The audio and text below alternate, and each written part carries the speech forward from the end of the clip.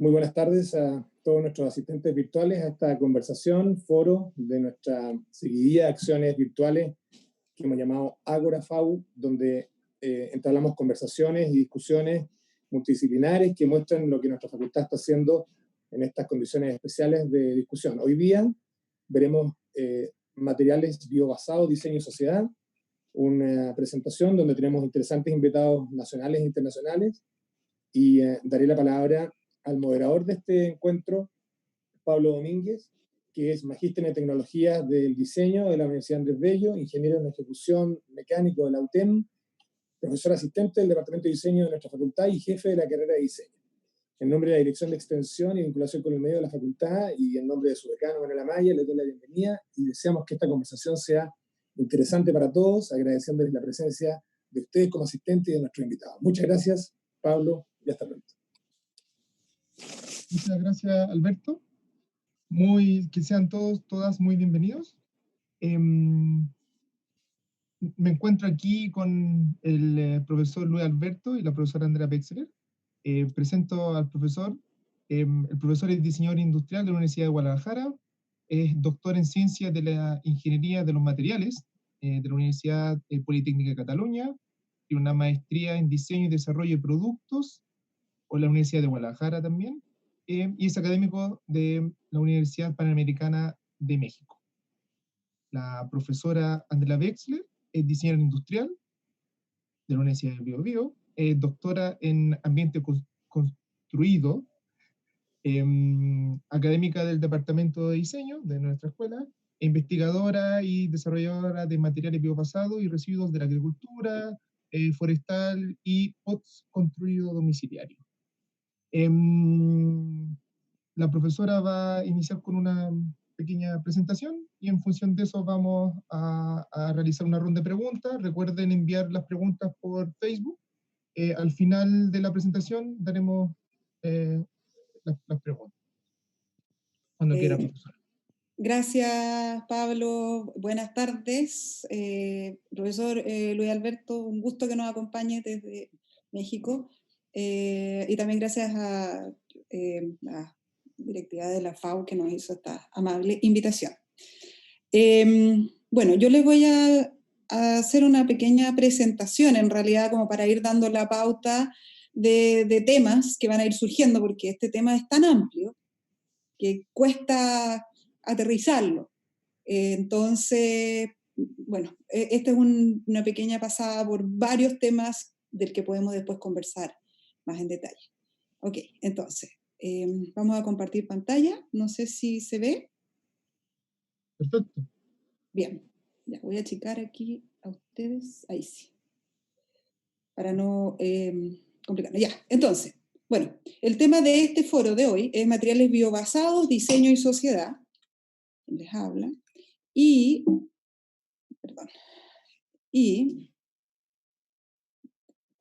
¿de dónde viene, al menos en lo que nosotros trabajamos con el tema de los materiales biobasados? Básicamente de transformar los residuos de un proceso, producto, servicio, en alimento de otro. Hasta ahora hemos tenido un sistema bastante lineal de consumo y lo que se plantea y lo que se intenta hacer es poder devolverlo al sistema, ya sea al mismo o a otro sistema. ¿Ya? Eso se denomina según Odum los sistemas que sobreviven.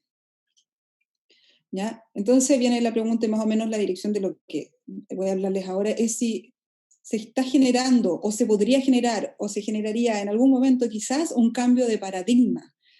No solo en los materiales que usamos, sino también en el estilo de vida que estamos adoptando y que cada vez podría ser más democrático, que todos podamos hacerlo y no solo unos pocos, como una tendencia. Entonces, la primera pregunta que surge a todos cuando hablamos de los materiales biobasados, cuando pensamos en algún proyecto, cuando hacemos clases o cuando conversamos con cualquier persona, es ¿qué son los materiales biobasados? Entonces, le di hartas vueltas porque hay muchas explicaciones. En muy pocas palabras, son los materiales que provienen de fuentes renovables, ¿ya? Pero esto no necesariamente significa que sean biodegradables o que sean sustentables. ¿Ok? ¿Por qué? Porque podemos hacer plásticos que son basados en algún tipo de elemento natural, pero no necesariamente se va a degradar. Ahora, el que algunos plásticos biobasados dicen que son biodegradables, pero la pregunta es cómo se degrada. Porque si, por ejemplo, nosotros mandamos algún producto, por muy biobasado que sea al vertedero municipal, lo más probable es que no se degrade. ¿Por qué? Porque no hay oxígeno, porque esto está comprimido y no tiene las condiciones necesarias para degradarse. Entonces, no necesariamente se va a degradar. ¿Y por qué puede ser que no sea sustentable? Porque, por ejemplo, podemos tener una bolsa de maíz y para producir estas bolsas probablemente vamos a tener que plantar más maíz, vamos a tener que ocupar terrenos, vamos a tener que, para hacer estas plantaciones, poner fertilizantes, poner químicos y podemos incluso causar erosión en las tierras. Entonces, a eso me refiero con que no necesariamente son sustentables. Podría nombrar ejemplos por siempre, pero solo estoy tratando de aclarar ciertos conceptos y después podemos profundizar en estos temas. Entonces, un ejemplo de estos materiales serían basados en fibras naturales, por ejemplo, que son celulósicos, basados, que tienen mucha celulosa, al igual que la madera. Hay en grandes cantidades y es muy posible usarlos como refuerzo, por ejemplo, en vez de madera en algunos materiales. Sin embargo, a veces cuesta recolectarlos, tratarlos, vienen con, hay que hacerles tratamientos y que pueden hacer que el utilizar estas fibras para hacer otros materiales puedan convertirlo en una alternativa quizás más costosa o que requiera de más esfuerzo y tecnología en poder convertirla en un material. Por lo tanto, hay una serie de obstáculos que ir saltando para poder convertir esto en un material. ¿Desde cuándo existen estos materiales biobasados? Esa pregunta, porque no es algo nuevo, ahora es una tendencia, pero existen desde siempre. Por ejemplo, la cola caliente, que se utiliza en Chile al menos para hacer los volantines. La cola caliente existe desde mucho tiempo, está basado en cartílagos de animales, o los adhesivos basados en almidón o en caseína, que se han utilizado desde muchísimo, muchísimo tiempo atrás, para hacer, desde que, por ejemplo, en el colegio uno hacía engrudo, esos son adhesivos basados en almidón, ¿ya? Y se utilizaban para muchas cosas. El gran problema de muchos de estos tipos de materiales, sobre todo de los más bio, es que al ser muy bio, se degradan y además atraen hongo, entonces no duran mucho. Por eso se han ido cambiando por materiales con un poco más de químicos que duren más y que sean a la vez más económicos y que sean más viables. Entonces, ahí, por eso ha ido cambiando el sistema y ahora ya, lo que antes era normal, ahora ya es una excepción. Podemos obtener materiales biobasados de distintas fuentes, de muchas fuentes, animales, vegetales, etc. Por ejemplo, en el caso de los plásticos biobasados, que son los que nosotros más conocemos, o sea, los más populares, en realidad los que más se hablan, se pueden sacar del almidón de la papa, del azúcar de la caña de azúcar y de una serie de otros alimentos que contienen distintas cosas como aceites, almidones, azúcares. ¿Ya? Ahí muestran, ese cuadrito muestra pequeños ejemplos de mediante qué procesos estas materias primas se pueden convertir a un material. Y a un material biobasado y a un material plástico que también puede ser. Como les decía, hay algunos que son más bios que otros, y el hecho de que sean bios no necesariamente es que sean buenos. Ahora les voy a mostrar algunos ejemplos de cosas que están, tendencias actuales en materiales biobasados. Estos materiales, por ejemplo, son basados en hongos que crecen. Se han desarrollado otros tipos de bioplásticos basados en quitina y quitosano. Por ejemplo, en los crustáceos, o en las algas. Las algas, y en Chile también se están desarrollando a la vez. Y muchas de estas aplicaciones son, por ejemplo, en el área de salud, para parches, o ese tipo de cosas. ¿Mm? ¿Por qué digo en Chile? Porque en Chile hay bastante materia prima. Quitosano, como les decía, y se usa para aplicaciones médicas. Aquí les puedo mostrar más ejemplos. Estos son construcciones basadas en hongos, elementos constructivos, todo parte en hongos, y que el hongo se alimenta, no es el hongo, perdón, el micelio del hongo se alimenta de algún tipo de sustrato celulósico. O sea, el micelio del hongo, que es este pelito del hongo, va alimentándose de, por ejemplo, paja de trigo o algún tipo de cáscara o incluso madera o algodón, y se puede ir conformando en molde y con la forma que uno estime conveniente. Otro ejemplo de materiales ultrabios son de kombucha, que la kombucha es un hongo que se puede alimentar con té verde o levadura de cerveza u otras cosas similares, y se pueden hacer láminas que, bueno, a la vez se degradan y se pueden hacer, se está utilizando en vestuario. Pero esto, como comentaba, son desarrollos sumamente a nivel de laboratorio, más de diseño, más estéticos que industriales. Otros ejemplos de elementos desarrollados con la estopa del coco. En cuanto a estos materiales, tenemos distintas formas de fabricación. Entonces aquí voy a hacer un pequeño cambio de tema. Por ejemplo, por moldeado, algunos que pueden ser termoplásticos, o sea, plásticos que se ablandan con la temperatura, se pueden procesar al igual que los plásticos comunes y corrientes basados en petróleo, por inyección, rotomoldeo, extrusión, etc. Y últimamente se está entrando muy fuertemente en lo que es la impresión 3D. ¿Ya? Además, si queremos, por ejemplo, buscar materiales biobasados, existen muchos buscadores. Ahí hay algunos ejemplos: Materia, Matrix, Materium. Estos son herramientas y buscadores de materiales.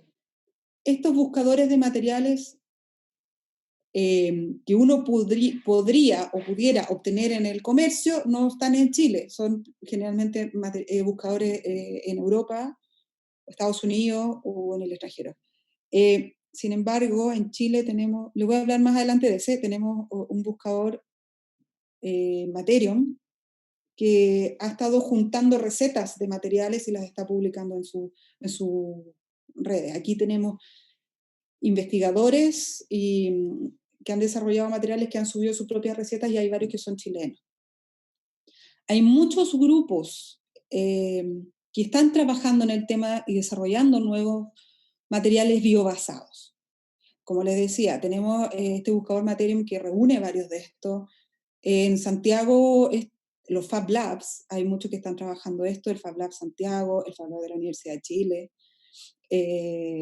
Hay grupos un poco más independientes como LabVA, que están en Valdivia, y en el extranjero estos son unos pocos, hay muchísimos más. Material Experience Lab del Politécnico de Milán, TU-Delft tiene grandes avances en el tema también, la Universidad de los Andes, entre otros. Sin embargo, estos grupos que hacen cosas realmente impresionantes y muy inspiradoras, aún falta pegarse el salto a algo que pueda ser un poco más masivo. Son grupos reducidos, grupos de élite, y no sé si es solamente mi opinión, pero hay cierta desconexión entre estos grupos que están desarrollando materiales. Pero, bueno, acá hay algunos ejemplos de investigadores que han desarrollado algunos materiales que son cosas muy inspiradoras y muy útiles y que utilizan residuos. Sin embargo, aún falta algo más como para que esto se pueda ver en la cotidianidad de todos nosotros, ¿cierto? Por ejemplo, bueno, estas son algunas de las cosas que hemos desarrollado en el laboratorio, materiales basados en la cáscara de nuez, con cemento, con restos de la industria textil. Aquí hay otro que usa sorbetes plásticos para hacer aislantes acústicos. Esto es con corcho. Aquí tenemos con la industria textil. Se tiene cáscaras de huevo. Y hay un sinfín. Aquí, estos son algunos ejercicios que se han hecho. Por ejemplo, ellos reutilizan el polipapel de los vasos de café. Poliestireno expandido, aglomerando madera. Eso es lo que tienen de bio. Borra de café también. Y aquí tenemos algunos otros ejemplos de proyectos que han reutilizado investigaciones previas y las han aplicado en productos como por ejemplo este casco basado en cápsulas de eucalipto. O este proyecto que, bueno, ganó un concurso de la corteza del eucaliptus con un látex, que hizo un textil no tejido. O este otro que hizo material compuesto con plástico y los carozos de durazno. O este otro también con carozo de durazno aglomerado con otra cosa, y ella con un adhesivo logró hacer un producto, taburetes y cosas varias. Entonces, como pueden ver, estos son proyectos que están ahí, esperando poder ir un paso más allá. Sin embargo, sí hay industrias y existen tendencias a nivel mundial que están posicionando ciertos materiales en esto. Por ejemplo, Eco, Soul Life. Esto yo hice una búsqueda, ayer hice el ejercicio, una búsqueda rápida, a ver qué es lo que encontraba rápidamente. Y me imagino que todos ustedes, día a día, al ir al supermercado, no sé si paran de repente al tener que comprar cosas para los cumpleaños, cosas así, en las partes de los desechables cada vez aparecen más materiales, productos biobasados. Por ejemplo, Tetra Pak está sacando estas cajas que dice que es renovable, por lo tanto todo viene de productos renovables. Fisher Price también, haciendo juguetes con plástico de caña de azúcar. Y aquí Eco Soul Life tiene una serie de cosas con almidón, con la hoja de la palma, etc. ¿Ya? Aquí hay otros ejemplos de objetos. Estos son objetos más de diseño, como Marc Harrison, que usa las cáscaras de macadamia. Lievore, que con la marca Maderon, una serie de productos que son cáscaras de almendra. Pero ahí están, como se ve, están en el punto en que son productos, algunos son productos muy específicos, otros un poco más masivos, y sin embargo queda la duda de qué tan sustentables son. Eso nunca hay que dejar de pensarlo, ¿ya? O sea, si se va a degradar, ¿cómo se va a degradar? O a lo mejor el fin de vida no es que se degrade, a lo mejor el fin de vida puede ser que extendamos su vida, ¿cierto? Bueno, con el fin de que fomentar la economía circular, fomentar la mejora del consumo, hacerlo más óptimo, más adecuado, ciertos gobiernos han estado lanzando políticas y programas de gobierno. Por ejemplo, en España tenemos el proyecto Bárbara, con la empresa iTip, que ha desarrollado distintos tipos de filamentos para impresoras 3D basados en residuos alimenticios. Por poner un ejemplo, filamentos son los hilitos para poder imprimir en la impresora. O aquí la Unión Europea, que ha puesto importantes recursos para poder juntar a empresas y hacer un consorcio de materiales biobasados e industrias biobasadas. Y en Argentina también hay un plan de acción, por ejemplo, para generar biomateriales y bioproductos.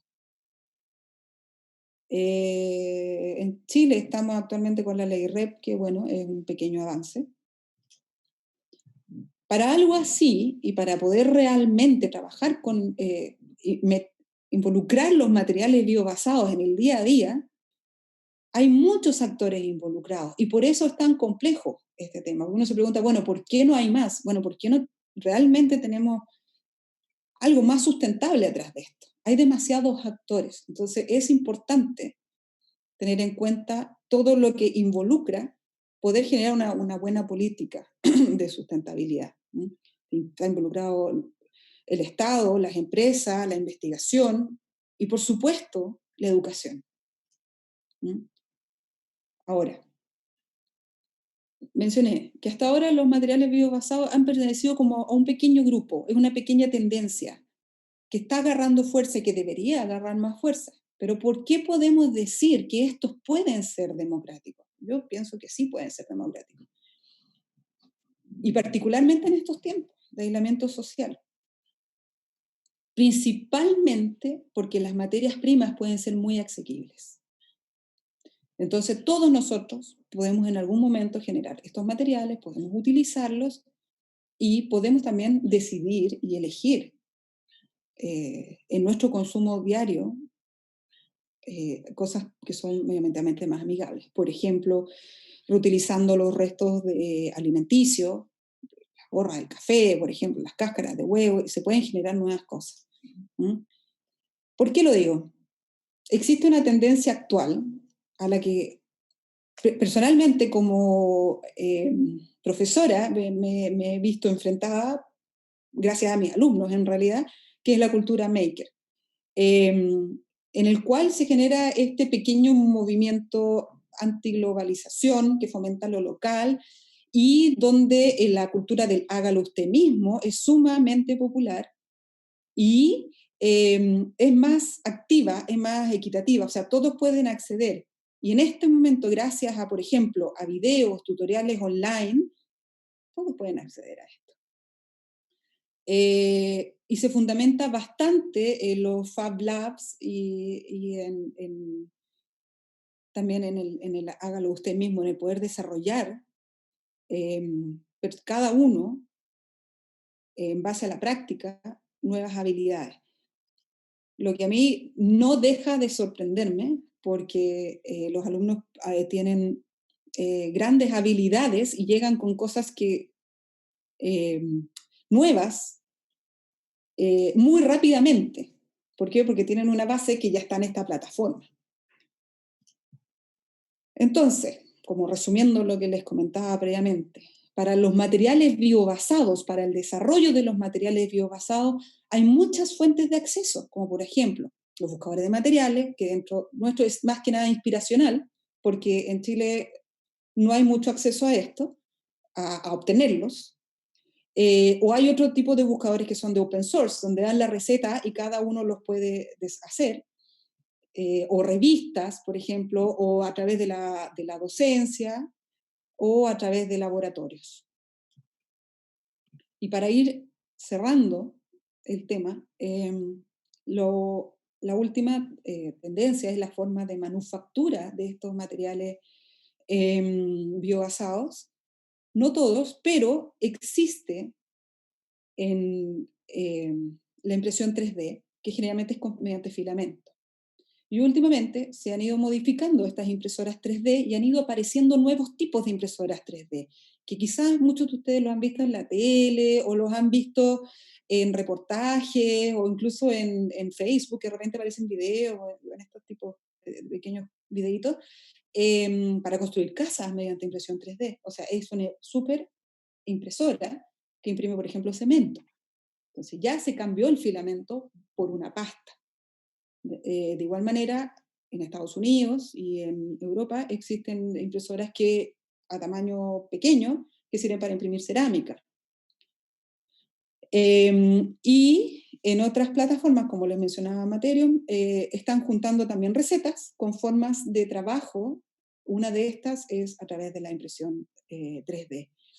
Entonces, si juntamos por un lado esta cultura maker, en la que cada uno puede elegir la receta que quisiera hacer en base a los residuos que tenga disponibles, por poner un ejemplo, y pudiera juntarlo con la impresión 3D, podría quizás en su propia casa lograr el producto que quisiera mediante impresión 3D en una muy pequeña escala, una pieza o dos piezas.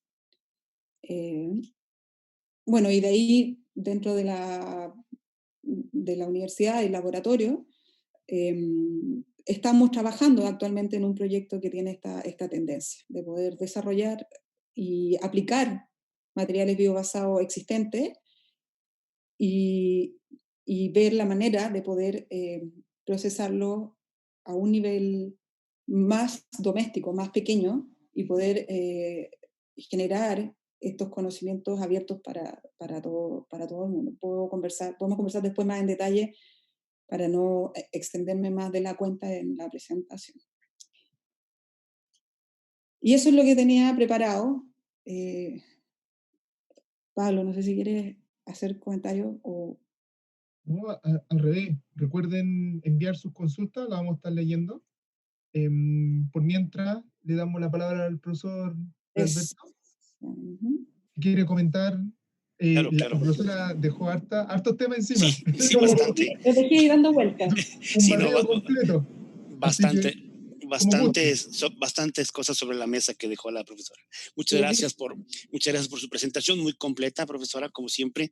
Y yo que quería comentarle desde mi experiencia acá también en México, que es donde me encuentro, hemos también, como bien decía ellas, tenemos un grupo de investigación y precisamente estamos también en este tipo de desarrollos, trabajando con materia, con residuos, residuos de la industria, residuos naturales en algunos casos, pero yo he visto dos grandes problemas y que espero que la doctora coincida conmigo. ¿Por qué no ha pasado esto, montón de propuestas como las que nos ha mostrado y seguramente que encontramos por ahí que dice que hay recetas? ¿Por qué no se ha pasado de el nivel laboratorio, el nivel experimental hacia el nivel industrial?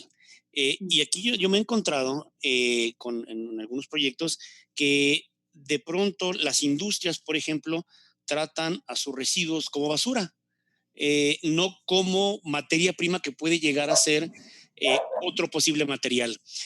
Un ejemplo, hace algún par de años estuvimos trabajando con piel de pescado. La piel de pescado, pues simplemente en las instalaciones de pescaderías y demás, pues va a dar a la basura como un subproducto, ¿no? Y es más, no saben qué hacer con él. Cuando fuimos a tratar de rescatar la piel de pescado, se nos quedaban bien y nos decían, ¿y para qué quieren eso?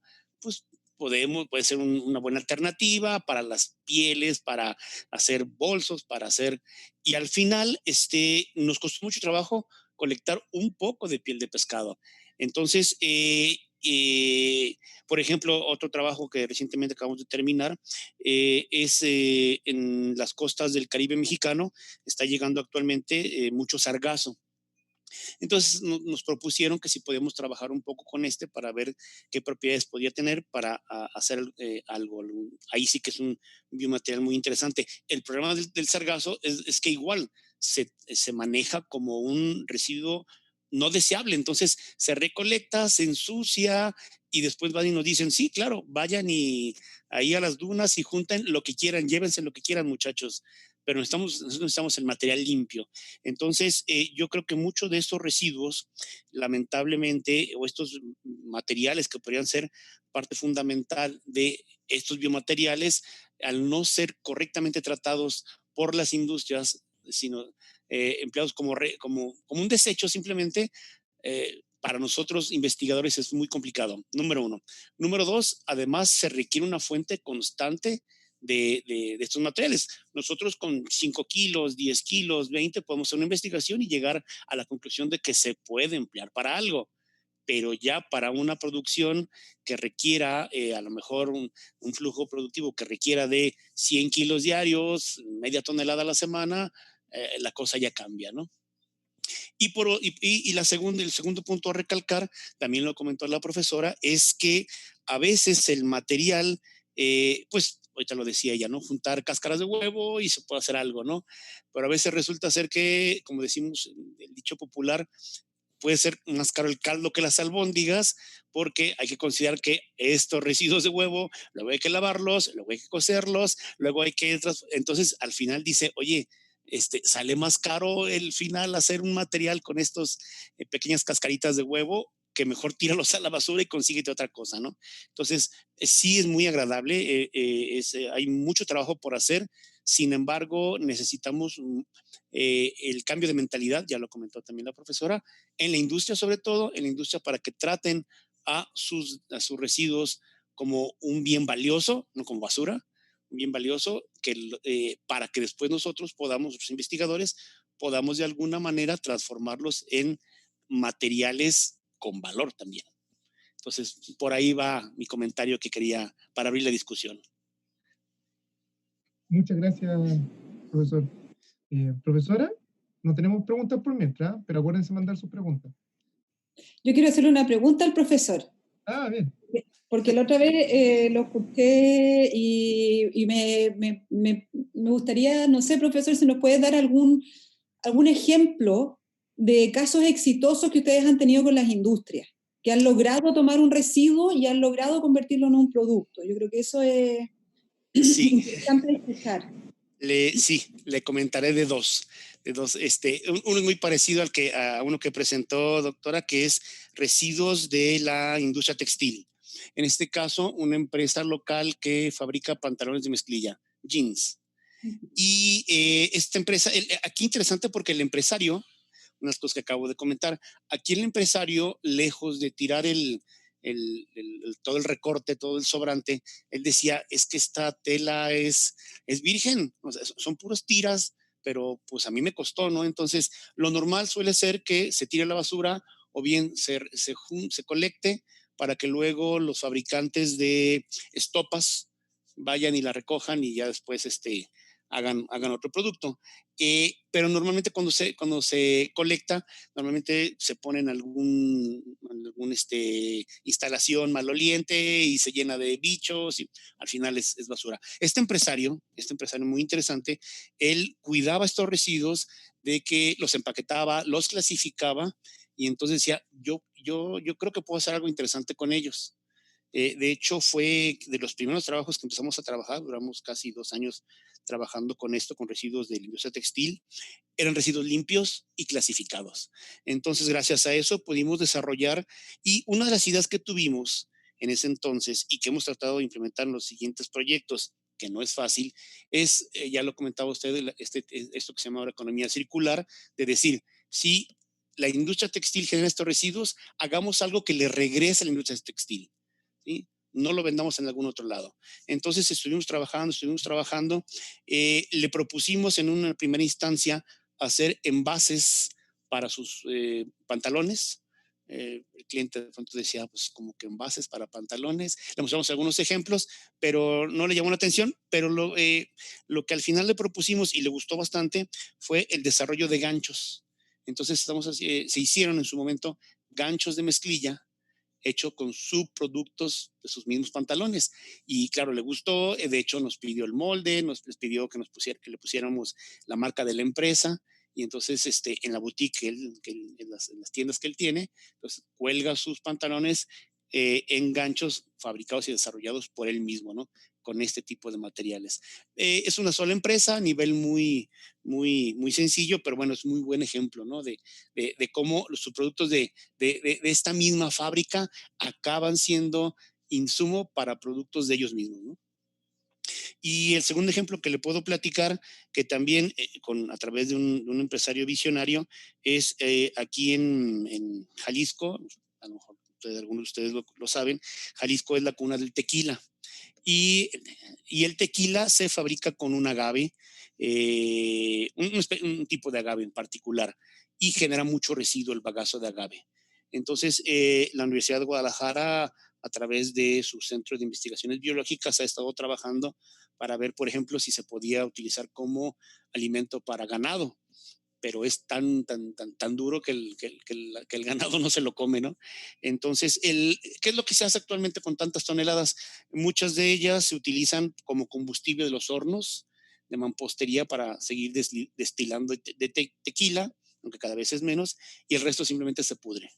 Entonces, un empresario de Los Altos que fabrica tequila, él, muy parecido al empresario de textil que comentaba, él sí su residuo lo selecciona, lo seca bajo techo y lo guarda.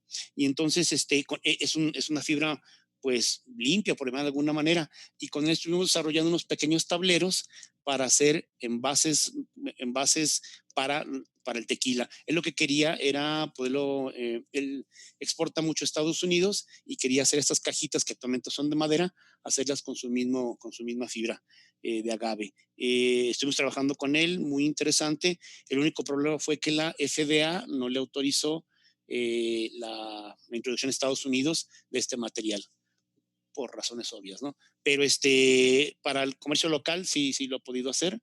Entonces, pero es interesante porque estos dos ejemplos exitosos han sido gracias a que el industrial entiende que estos subproductos, que no residuos, estos subproductos de su industria pueden ser material para ellos mismos, ¿no?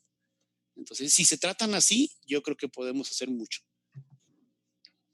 Claro, o instalando la fábrica o quien sea que lo vaya a procesar cerca de la fábrica que genera el residuo. Eso uno. Y dos, que no lo trate, que trate sus residuos como un material valioso. El hecho de que saquen sus residuos, tiren al piso, lo barran, se llenen de bichos, ahí ya, porque luego después hay que limpiar el residuo. Y obviamente eso tiene un costo. Entonces, si cuando el residuo está limpio, por ejemplo, por llamarlo de alguna manera, ya exprimiste las naranjas, ya le quitaste el hueso al durazno, eso no va a dar al piso ni se revuelve. Si lo separas, lo secas como debe ser, y lo conservas, puede ser muy buena materia prima para luego elaborar, ahora sí, un biomaterial. Y además se le puede dar un valor agregado a ese Claro, residuo. claro. En Estados Unidos el tema de la madera plástico, que originalmente el acerrín de madera se usa o se usa actualmente para biomasa, para quema, sí, se botaba, y después se dieron cuenta de que esto podía tener un precio, un costo, se empezaron a generar empresas intermedias que se dedicaban al tratamiento de los residuos madereros y los empezaron a vender. O lo mismo que hemos visto ahora también tratando de levantar información y buscando residuos adecuados, por ejemplo las cáscaras de nuez, también las venden. Sí, pero me imagino, digo, desconozco esto, pero me imagino que la procesadora de nueces trata con cuidado o con cariño, por llamarle así, estas cáscaras, ¿no? Porque sabe que esto se puede después convertir en ingreso para ellos. Así es. Entonces, mientras lo trates como un subproducto y no como residuo, te puede servir como materia prima para un biomaterial. Exacto. Por ahí va el asunto, yo creo. Yo creo que es el principal problema. La otra también, usted lo comentaba, es el que existan legislación o regulaciones en las cuales obliguen quizá a las industrias a no deshacerse de este tipo de materiales indiscriminadamente. Sí, bueno, para eso está la ley REP, pero necesita ampliarse, porque tiene solo algunas cosas y necesita ampliarse a todo. Sí. Sí, pero ojalá empiece a hacerse más extensiva. Sí, ojalá. Y yo creo que, así como comenta, habemos, porque ya me puedo incluir, mucha gente en el mundo que estamos trabajando en ello. Yo creo que esto en algún momento, tanta gente no podemos estar equivocada. En algún momento esta fuerza, así como el movimiento Maker, así como usted lo comenta, quizá este movimiento que aún no tiene nombre, pero podría ser interesante, el movimiento biobased, o no sé cómo llamarle, podríamos entre todos esta efervescencia, poder impulsar un poco más el que la gente sea consciente y sobre todo las industrias que son las grandes generadoras de residuos, ¿no? Es lo más complicado hacerles cambiar el pensamiento a las industrias. No sé si hay algún industrial escuchando, pero cuesta convencerlos de repente de participar en esos proyectos. Sí, es difícil porque como implica que le tengan que meter recursos a algo que ellos consideran basura, es difícil, pero no imposible. Para allá vamos. Sí, claro que sí. ¿Qué más tenemos por ahí? Profesor, ¿hay alguna pregunta, Pablo? No todavía. No todavía. No todavía. Tenemos para conversar tranquilo. A ver, hay una, justo me acaba de llegar una, de Constanza Trujillo. Dice, muy buenas tardes. En los ejemplos que se dio el profesor, la iniciativa la hace el productor? Es una muy buena pregunta. ¿La iniciativa aparte es resorte del productor o ustedes fueron a golpear la puerta, hicieron No, sí, sí, sí. Casualmente en estos dos ejemplos que acabo de poner fue el productor el que tenía la intuición, esa es la palabra correcta, tenía la intuición que algo se podría hacer con su material, algo se podría hacer con sus residuos, que él había visto o que él en algún momento dijo, esto no puedo tirarlo a la basura. ¿Qué puedo hacer con él? Y obviamente por recomendaciones de gente, pues acabaron ahí con nosotros en el grupo de investigación y nos dijeron, oye, tenemos estos residuos, ¿qué podemos hacer con ellos? Sí, pero sí, en ambos han sido por parte del productor. El ejemplo que yo ponía de la piel de pescado fue muy difícil, por ejemplo, ahí a la gente que se dedica a procesar pescado, pedirle por favor que nos separaran las pieles, que les dieran una lavada para cuando fuéramos nosotros, y decían, es que no, ¿cómo vamos a perder tiempo en eso? Ahí métanse al bote de la basura y ustedes ahí recojan, saquen lo que quieran. Pero es curioso, ¿no? La mentalidad de este tipo de industriales, y aún así, después de que los de la piel de pescado vieron lo que podíamos hacer con ella, dijeron, qué bonita quedó, qué bonitos zapatos, pero nosotros vendemos pescado, no nos interesa, adiós. Si no, nos decía, yo no voy a poner a alguien a estar colectando la piel, ese es problema suyo, no, a mí no me interesa. No es fácil, no es fácil este cambio de mentalidad, lamentablemente. Profesora Andrea, ¿en Chile es la misma lógica? Lo mismo, los proyectos en los que hemos trabajado, por ejemplo, cuando hemos ido a recolectar los carozos de durazno, hemos ido a la empresa y nos dicen, sí, allá afuera está. Y hay canchas y canchas y canchas de fútbol llenas de carozos de durazno con la comida entre medio. Algunos, los que están más cerquita, están más secos, hay medios amarillos, y los de atrás, no sé, nadie sabe en qué condiciones están. Es exactamente lo mismo. Y yo creo que hay que, bueno, a ver, tuvimos una reunión una vez cuando estábamos viendo el tema de los carozos de durazno, con una empresa, eran unos emprendedores, que habían hecho un proyecto para poder hacerle un tratamiento a los carozos de las ciruelas. Y ellos habían ido como al corazón del asunto de cómo venían estos residuos. Y ellos mismos nos dijeron, ¿están seguros que quieren entrar a ese tema? Porque el tratamiento para limpiar esto es terrible. Es terrible y no saben con lo que se van a encontrar porque las empresas no dicen. Obvio, ¿cómo van a andar contando sus secretos más oscuros? Lo que votan. Entonces, para todo este tipo, yo creo, de emprendimientos, proyectos y lo que sea, falta. Es súper importante considerar una empresa intermedia que reciba, que se pare y le dé tratamiento. O si el empresario se da cuenta que puede tener alguna ganancia con estos residuos y que pudiera tener como una planta adicional de tratamiento, lo que pasa es que hay que demostrárselo. Y ese es el problema de todos estos emprendimientos, de todos estos proyectos. Pero hay algunos residuos que vienen limpios. Por ejemplo, para mi tesis doctoral yo trabajé con las cáscaras de macadamia y vienen limpias y vienen secas. Vienen con resto de comida, sí, pero además de eso, es seco, es como súper tratable. O por ejemplo, los conos de pino también, que quedan limpios, quedan secos, quedan listos para moler y usar. Pero esas son excepciones, y para poder llegar a ese tipo de productos específicos hubo un trabajo como de un año para poder encontrarlo. Entonces, bueno, cualquier residuo, si uno dice vamos a cualquier residuo, como dice el profesor, cáscaras de huevo, la borra del café, hay que trabajar directamente con la persona que lo está produciendo y ver que se puede entregar como en las mejores condiciones posibles. O si no, el proceso lo tiene que hacer uno, y eso es súper costoso y trabajoso. Y si no, buscar algún residuo que ya venga como en condiciones a tomar camión, échemelo al camión, me lo llevo y lo proceso. Todo requiere ese trabajo y esa negociación también con los empresarios. Hay 3 preguntas, voy a tratar de unirlas, pero a grandes rasgos es cuáles son los factores o cómo pueden fomentar este tipo de inclusión de materiales, porque hay que procesarlo, hay que trabajarlo, todo el tema. En algunos casos alguna ley gubernamental, por ejemplo, alguna iniciativa de fomento a la recuperación o al tratamiento de los residuos o una compensación, bono, o las mismas tendencias, por ejemplo, la tendencia actual de los makers.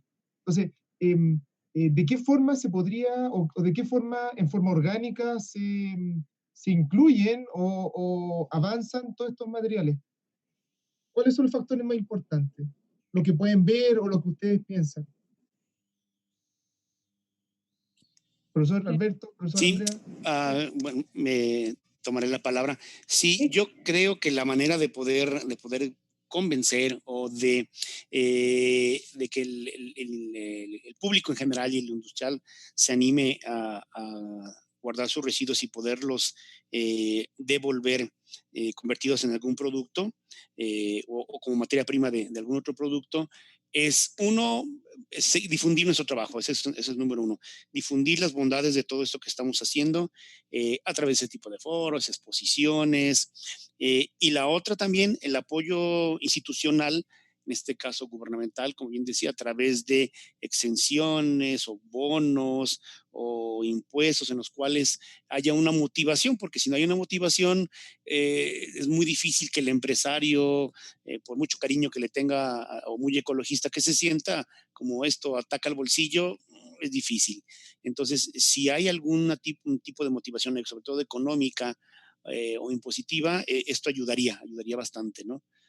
Claro, esto es mucho más complicado, pero bueno, pues la lucha se puede hacer, ¿no? De tratar de a través de alguna propuesta legislativa, no sé, pero es la única manera que yo lo veo, al menos, por ejemplo, en Europa, que es donde está esto más desarrollado, pues se ha logrado bastante con esta combinación, ¿no? El trabajo académico por una parte y por otra las iniciativas de algunos diputados, eurodiputados o bien comunidades locales que han entendido que esto no, al ritmo que vamos no vamos a llegar a ningún lado, y entonces ha habido propuestas por parte de ayuntamientos o de gobiernos locales de decir, bueno, el empresario debe de hacer esto, o quien haga esto habrá una motivación, ¿no? Es la manera que yo le veo. Profesor Andrea, en Chile. Gracias. Sí, súper buena pregunta, ¿cierto? Y difícil. Difícil, porque no hay una sola manera.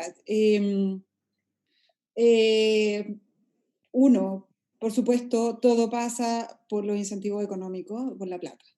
Yo veo como tres caminos, tres cosas grandes. Una a nivel industrial, potenciar un buen tratamiento de los residuos industriales. Otra, potenciar el uso de residuos de postconsumo domiciliario. Eso es como en escalas más grandes. Y otra, esta nueva tendencia de cultura maker y hágalo usted mismo y usted puede usar su propio residuo como para hacerlo mucho más democrático. En el primer punto, en el nivel industrial, como decía el profesor, me parece que es súper importante que las industrias sepan qué es lo que están generando en los residuos y que no solamente sea un cacho, como se dice en Chile, como un problema que, ya, para cumplir y hago el informe para la CONAMA y ya, paso, residuos, bien, todo bien. Pero que realmente haya conciencia de esto y quizás que haya algún tipo de beneficio a cambio de un buen, correcto tratamiento de residuos o una extensión de la vida de los residuos. Pero para eso hay que meterle recursos, por supuesto, porque implica generar acciones adicionales, implica generar investigación, implica que la industria trabaje más en conjunto con la universidad y que la universidad, los investigadores, también tengamos un poco más de herramientas en cómo hacer este nexo, porque es bien cómodo, y estoy hablando así, mea culpa de investigador, es súper cómodo estar en el laboratorio, tomar la cascarita de huevo, molerla, secarla y hacer, hago un supermaterial. Pero, ¿cómo hago para que este supermaterial vaya a la industria que hace mayonesa? ¿Cómo hago para que una industria que hace mayonesa me done esto? ¿Cuál es el vínculo? Eso es lo que está faltando, hacer ese vínculo. ¿Cómo lo hacemos? ¿Y cómo hacemos para que nuestra superinvestigación sea súper conveniente? Y que alguien pueda tomarlo y que pueda hacerlo. Lo otro, oye, puedo hablar por horas, ¿está bien? ¿Sí? Dale. Y lo otro es la tecnología, que en primera instancia lo más complejo es que este supermaterial que el investigador va a desarrollar sea posible de producir en lo que existe actualmente, en la maquinaria que existe actualmente, porque para poder convencer a una empresa de que invierta, yo le puedo decir, tengo este supermaterial, usted puede hacerlo, pero va a tener que invertir solamente 100 millones de pesos y comprarse esta máquina y la tiene que traer más encima desde, no sé, China, Alemania, Estados Unidos, no sé, que ya es una complicación, estamos en crisis, difícil, complicado. Entonces, hay una serie de cosas que los investigadores tenemos que pensar. Después de hacer este supermaterial, tenemos que pensar también en cómo lo vamos a hacer. Pero para eso tiene que ir el investigador de la mano con la industria. Si no va de la mano con la industria, no pasa nada. Entonces, todos tenemos un poco que mirarnos y ceder un poco e ir un poco más allá. Los investigadores necesitamos un poquito más en su mayoría, de capacitación y poder ver cómo está funcionando esto en otras partes. Y las empresas necesitan también darse cuenta que pueden hacer un tremendo aporte tratando estos residuos. Eso por un lado. Bueno, para esto atrás, por supuesto, necesitamos apoyo, se necesita algún tipo de incentivo para poder salir de nuestro día a día, de nuestra rutina, de nuestra comodidad y poder generar ese salto, pegarnos ese salto. Eso es uno. Por otro lado, en el caso del postconsumo domiciliario, hay varios factores. Uno es que en Chile, seamos súper honestos, es muy poca la gente que recicla. No sé cómo será en México. ¿Y por qué la gente no recicla? Porque es una lata, ¿o no? Es una lata estar separando los residuos, estar lavando las cajas del Tetra Pak, estar peleando con la pareja de que no me boten las cosas porque las voy a reciclar, tomarlas, llevarlas al punto limpio, o peor aún, tener que pagarle a un privado, a otra persona para que lo lleve. O sea, la persona que recicla tiene que tener mucha conciencia y tiene que tener algo que lo mueve por sobre, que es una cosa casi cultural en Chile. En otros países, sabemos, existe el sistema que retira los residuos en la casa, van a una planta, se tratan, algunos son, pero aún así en esos países tampoco está completamente solucionado. Bueno, entonces, por un lado es eso, nosotros mismos, cómo tratamos nuestros residuos. Tener compostera, casi nadie tiene, es un tema. Ya. Por otro lado, llega el punto limpio. ¿Qué pasa en el punto limpio? Lo que se puede reciclar, se recicla. Nosotros la otra vez, en un proyecto que estábamos formulando, nos llevamos una tremenda sorpresa porque hablamos con estas empresas que toman los residuos y lo tienen que distribuir. Y nos dijeron, piensen qué hacer con las tapitas de botella. Cuando uno tiene como sumamente asumido que las tapitas de botella son del mejor plástico que puede haber, que es el polipropileno, y que con esas tapitas es lo único que se recicla. Y esta persona nos dice que reciclan como un 30% de las tapitas de botella. Entonces todo el esfuerzo que uno le hace sacándole la tapita a la botella es para que se vaya un 70% a la basura. O sea, era para ponerse a llorar esa conversación. Y era una persona que se dedicaba a esto. Entonces, también, también, pensemos qué más se puede hacer. Y también va en tema de desarrollo y también atrás de eso están las industrias. Esa es la otra parte. ¿Ya? Y finalmente, volviendo a la cultura maker, es sumamente interesante, es una tendencia novedosa, atractiva, fresca, muy fresca, porque van saliendo cosas rápidamente, pero es para cosas personales, prototipado o para una etapa previa, encuentro yo, como previa a hacer un producto. Yo no sé si lo podemos considerar como un producto terminado, como diseñadora hablo, pero sí para poder desarrollar nuevas cosas, nuevos productos, nuevas formas, excelente. Bueno, en fin, para cerrar el tema, o sea, que la cultura maker puede ser potenciada. Cada día hay más gente que tiene acceso, por ejemplo, a estas impresoras 3D, que tiene acceso a recetas, que quiere probar, que quiere hacer algo más. También se pueden hacer cosas por este otro lado y hacerlo de una manera más democrática en base a estas cosas que son de código abierto.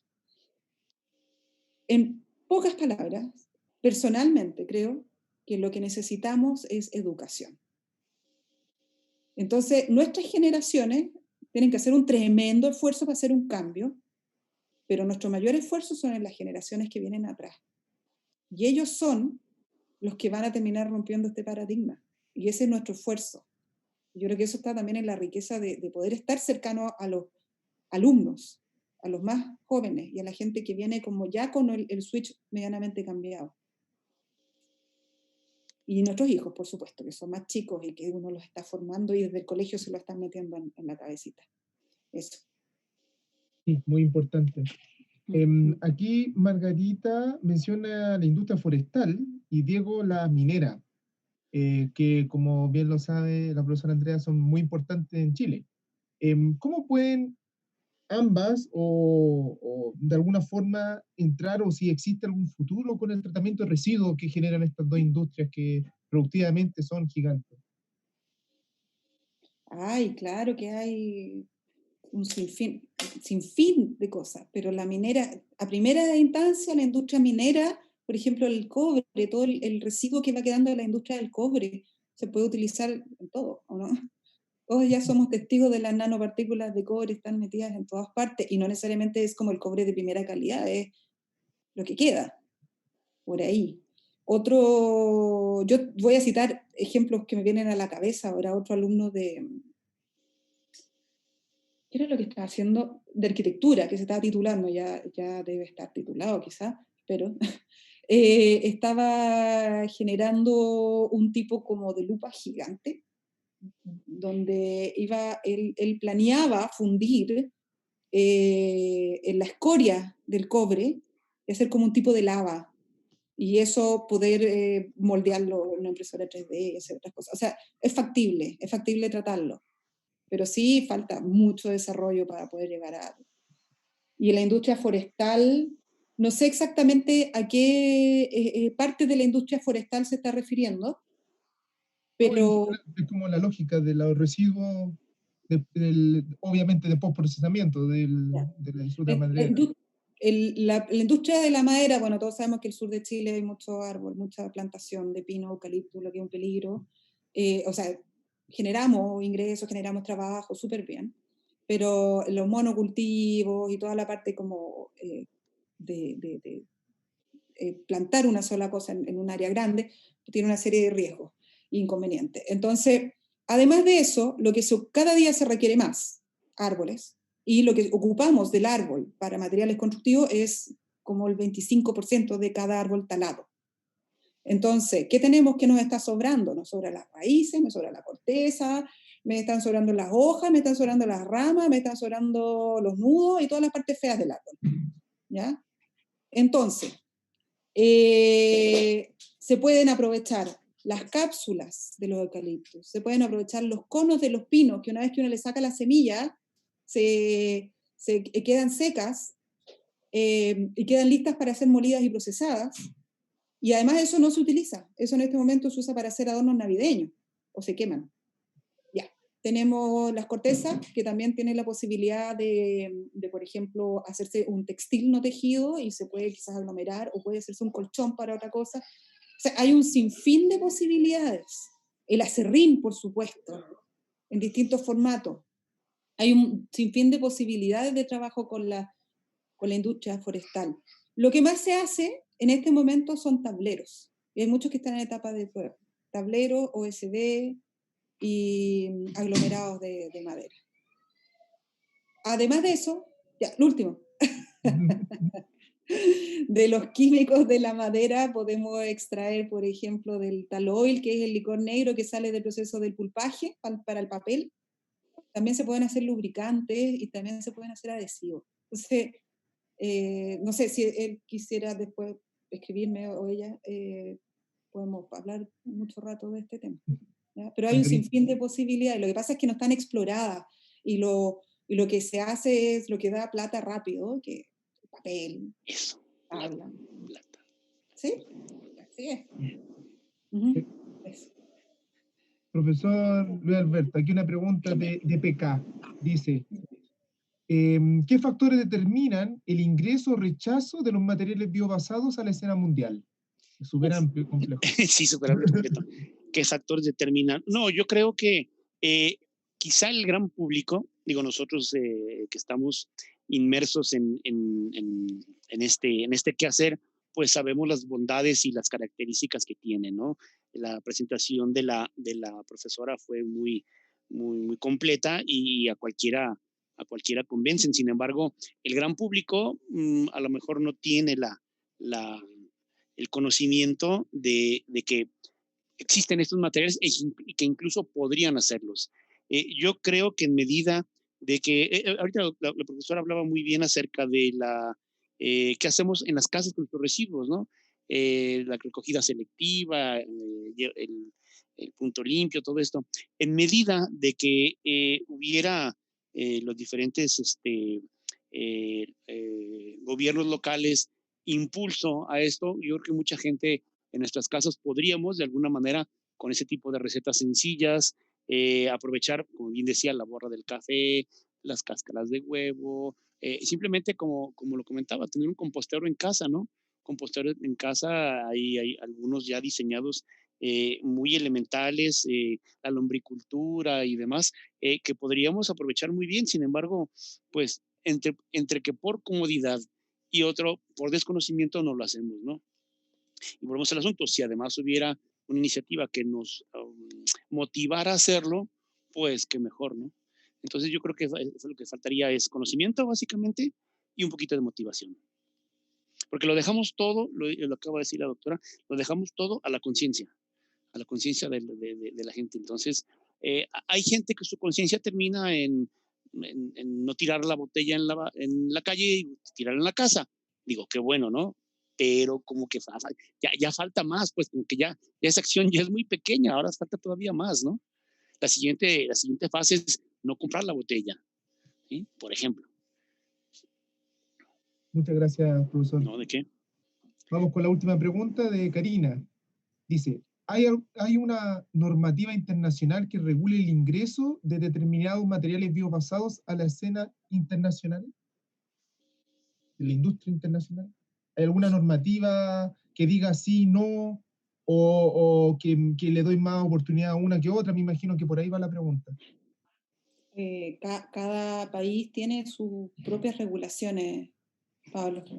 Hay países, por ejemplo, que cuando yo les voy a dar un ejemplo. Cuando hice también mi doctorado, lo hice en Australia, y lo hice con cáscara de macadamia y con cápsula de eucalipto, madera, etc. Me conseguí las cáscaras en Australia y me las traje a Chile. Y acá en Chile me conseguí los conos de pino, también los traje allá. Y, o sea, de dos lados mezclé materiales y los procesé en Chile. Y cuando volví hacia Australia, no se me ocurrió que iba a tener problemas en la aduana, con el SAG internacional. Entonces, ¿qué me pidieron? Que tenía que haber tenido un tratamiento y haber estado tratado más de 100, no me acuerdo cuánto era, 100 y tantos grados. Y con ese certificado podía entrar a Australia con mis tableros, porque en algunos países no se puede entrar madera, y biobasado sobre todo. Entonces, creo que cada país tiene sus propias regulaciones con respecto a lo que puede entrar o no puede entrar al país. Y en cuanto a exportaciones e importaciones también tienen sus propias regulaciones. Hay que ver en cada uno de los países, creo yo. No sé, profesor, si quiere agregar algo más, claro, porque en México es otro el panorama. Sí, no, de hecho, en apoyo a lo que comenta doctora, sí, cada país tiene sus propias regulaciones, que incluso a veces esas regulaciones tienen que ver con la flora y fauna local. Por ejemplo, aquí nosotros estamos pegados a Estados Unidos, estamos dentro del que se llamaba antes Tratado de Libre Comercio, y tenemos un flujo de exportación a Estados Unidos muy grande. Pero, por ejemplo, nuestra industria maderera tiene problemas de infestación de plagas. Entonces, por ejemplo, los pallets o tarimas para enviar cualquier tipo de productos, si son en madera, que es de lo más económico, muy sencillo, deben tener un tratamiento especial. Entonces, ¿qué han optado los industriales mexicanos? Mejor utilizar el pallet o tarima de plástico. Entonces, de pronto dice uno, sí, la ecología, pero al final, dice yo, industrial, lo que me interesa es exportar, yo no me voy a arriesgar a que un cargamento me lo regresen en la frontera, porque en una de las los tarimas o pallets apareció un gusanito. Entonces mejor algo de plástico, punto. Y ya. Entonces sí, no, cada país tiene sus regulaciones. Entonces, sí necesitamos, cuando estamos desarrollando ese tipo de materiales, ya le pasó a la doctora, exportando, importando tableros de manera casera, pero sí se requiere de cumplir una serie de normas que a veces es muy difícil. Máxime que los materiales con los cuales hacemos esto, pues muchas veces son residuos que no, vamos, no, difícilmente van a poder cumplir las normas. Lo comenté hace rato con los tableros para industria tequilera, ¿no? La FDA, al darse cuenta que venían de un residuo, dijeron, no, esto no. Solamente que el residuo haya sido tratado de esta manera y de esta manera, que en ese momento dice uno, no, si lo trato de esa manera, mejor voy y compro madera buena y me quito de problemas, ¿no? Es muy caro, muy costoso, pero sí. Ese es de los grandes problemas, profesor, encuentro yo, que el tratamiento de los residuos y la limpieza y la separación y solucionando eso, la vida sería más fácil. Sí, mucho más. Pero bueno, yo creo que ahí va. Es incipiente todavía, pero vamos en el proceso de que esto, como bien dice, se vaya difundiendo y pues a nuestros hijos, ¿qué más? Muchas gracias por todo. Las últimas palabras para ir cerrando. Sí, por mi parte, para cerrar, pues primero agradecer la invitación de la Facultad de Arquitectura y Urbanismo de la Universidad de Chile. Muchas gracias. Aprovechando pues este tipo de contingencia que estamos padeciendo a nivel global, me parece muy buen ejercicio y simplemente agradecer la invitación y la participación y el que nos hayan tomado en cuenta. Muchas gracias. Sí, sí, gracias por la invitación. Gracias, profesor Luis Alberto, por su buena disposición, por estar acá acompañándonos. Es un honor. Aparte que es muy entretenido escuchar qué es lo que están haciendo ustedes y ver que estamos todos igual, ¿o no? Sí, estamos en el mismo tenor. Sí. Pablo, gracias por tu tiempo Sí. también. Sabemos que estás sumamente ocupado. Gracias por la invitación y por habernos dado este espacio de contar qué hacemos y en qué estamos. Muchas gracias a ustedes. Muchas gracias por todo. Muchas gracias por acompañarnos a todo el público que estuvo con nosotros. Muchas gracias.